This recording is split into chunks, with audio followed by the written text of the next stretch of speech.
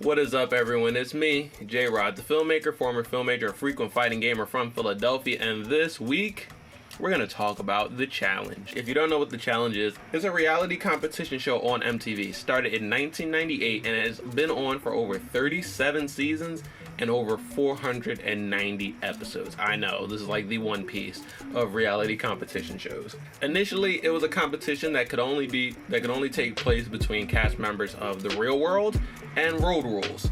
If you don't know what those are, The Real World is an MTV reality show where people just live in a house together. There's no comps, there's no eliminations, just can these people coexist. And then Road Rules did not last as long, but when it was on, when I was a kid, from what I remember, it's similar, but there are competitions, there are eliminations, and instead of living in a house together, the cast members have to live in an RV that's on the road. I know, yikes, that sounds like such an early 2000s idea. So if you were on either of these shows, then you could be selected as a member of The Challenge, which was a harder competition show, but it had a much bigger prize pool than either of the other shows. I don't think Real World even had a prize pool, so 100% increase. But since The Challenge is still on and Real World and Road Rules, they went off some time ago, The Challenge has opened up its casting opportunities to a plethora of other reality shows. Now challengers can come from Big Brother, Amazing Race, Survivor, Love Island, X on the Beach, The Circle, Are You the One, and even a bunch of other shows that I have never even heard of. So now that we're mostly caught up on what The Challenge is, let's talk about how The Challenge is. Enter the ringleader of this mad circus, TJ Lavin. TJ is a well-known extreme sports personality that hosts almost every single season of The Challenge.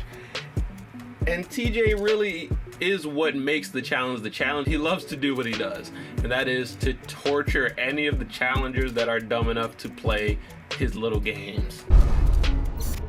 Hello, do you want to play a game? So for this video, I tried to find some of the most demented challenge competitions that TJ has ever inflicted on his victims, I mean his challengers. Oh my gosh, that was great. You just guessed that? Yes. Oh, you're wrong. And my goal is to prove that this is less of a friendly reality competition show and more of just TJ Lavin's escape room. The first competition I'm going to talk about is this ice swimming competition that was on season 36, so only about a season to 2 seasons ago, and it was aptly named Cold War. Now for this competition there were 2 teams. One team had to dive into a pool of water inside this like tank thing that the producers came up with, and they're trying to get these puzzle pieces that are like locked and hooked in with a carabiner underneath the water. So they have to swim a little bit, they have to dive under, try to get the piece out, bring it back, and then do a puzzle. The other team that is opposing them, they're trying to make it more difficult by hacking off large pieces of ice from a giant ice block and throwing them into the water.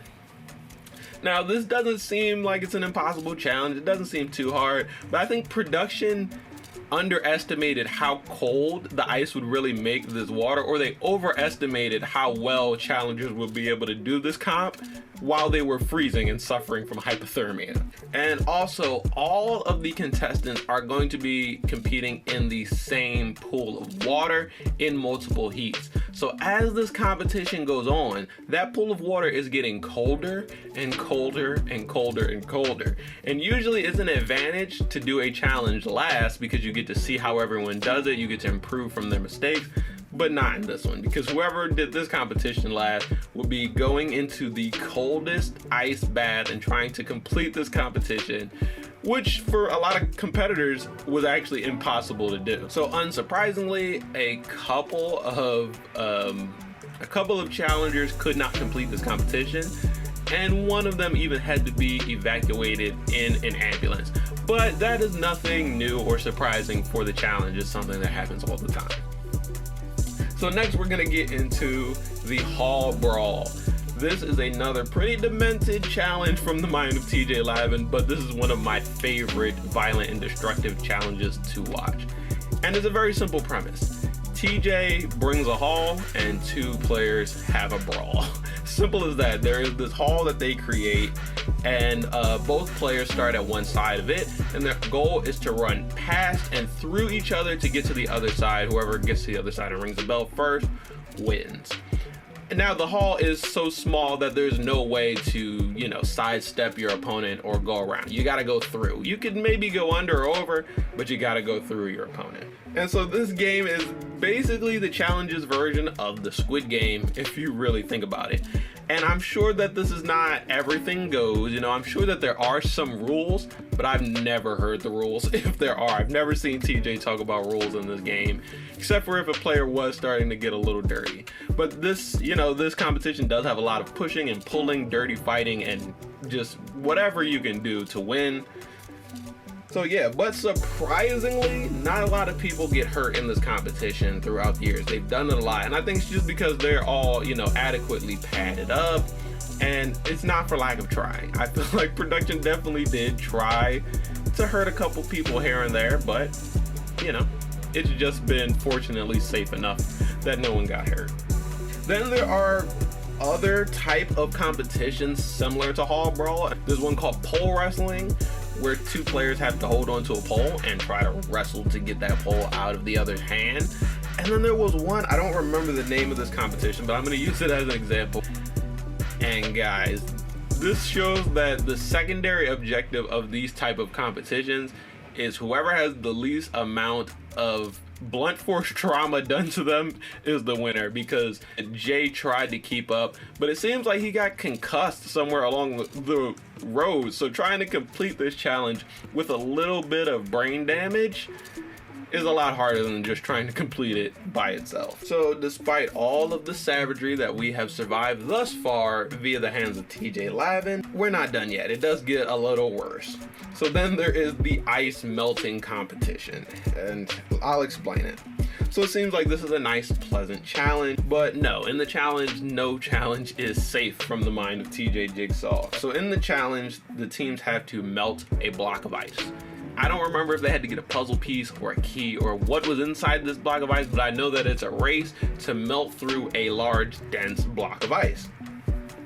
And this challenge quickly just shows the depths of depravity that these challengers will have to go through to try and win this game. So they start off by using their body heat and friction. They're gyrating and rubbing on these blocks of ice to try to melt them down and get through to the center. But that's not working fast enough. And someone, don't know who, notices that there is a fountain of water that's not too far from where the blocks of ice are. But they don't have any tools to transfer this water over to the block of ice. So what do? They start to drink the water and spit the water onto the block of ice. And, you know, everyone has their different methods, but at a certain point, all of these different methods are going on at one time. So you got some people who are gyrating on the block of ice. You got some people who are straddling the block of ice and riding it like a rodeo. You've got some people who are spitting on the block of ice, and you got even some people who decided to try and pee on the block of ice to get through it faster. And after a while, you realize that this is just a gross orgy of debauchery going on, all for a block of ice and to win a challenge. And the worst thing, I think, is that none of these methods actually were effective in getting through the block of ice. Production team actually had to just pause the challenge and give them tools to break through the block of ice, which is like, why do we have to watch that? You know, just give them the tools from the beginning. And so, last but not least, I could, you know, there's a lot more challenges that I could be talking about, but I'm going to use this final point to talk about final competitions.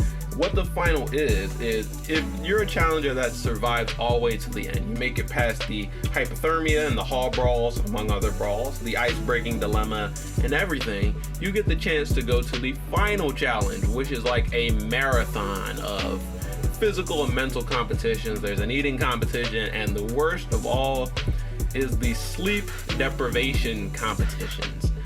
Yes, you heard that right. The challenge employs a method of torture that I think is reserved for like black site prisons like Guantanamo. In the final challenge, it's usually more than a day long, and instead of getting a good night's sleep in between the two rounds, the challengers often have to forfeit their sleep as a form of a challenge, and it's, you know, taking many forms. Sometimes they have to balance on a wood beam, sometimes they just have to stand up all night as opposed to going to sleep, sometimes they are out in the wilderness in the cold and have to decide whether they want to stand outside in the cold or continue on with the challenge. For me personally, I really think sleep and rest is very important. So this, to me, is the most sick and twisted of all of the challenge competitions. Hands down, I would not trade my sleep for nothing, especially in such a high pressure situation as the final challenge that could be potentially for $1 million. It's just making you all around worse competitor because you're tired, you're stressed, bro, it stresses me out just to think about. Every year it just seems that TJ is trying to drive his challengers closer and closer to insanity. But that is all that I'm gonna talk about in this video. In case you guys did not know, this is satirical. I don't blame TJ Lavin for, you know, the challenges that come out. And to be honest, I know why they make these challenges so extreme and crazy and out there, because it makes for really good television. And when you're dealing with a show that has been on for 23 years, 37 seasons, and about 500 episodes, I get that there's a lot of experimenting and iterating because they got to keep it fresh every single year. So yeah, and like I said, I know I called TJ Lavin Jigsaw and a torturer multiple times throughout this, but I know he's just a great host and entertainer, and yeah, he's just convincing in the fact that he's having so much fun torturing these challengers, and it makes for good television. So guys, that's gonna be it for my video, just discussing the challenge. I'm watching this entire new season, Spies, Lies, and Allies, and every Thursday, which is the day after the episode airs, I live tweet react as I'm watching the episode. So if you want to check that out, go ahead and check me out on Twitter. I will be live tweet reacting to every single episode if I can. And yeah, that is gonna be it for this one, guys.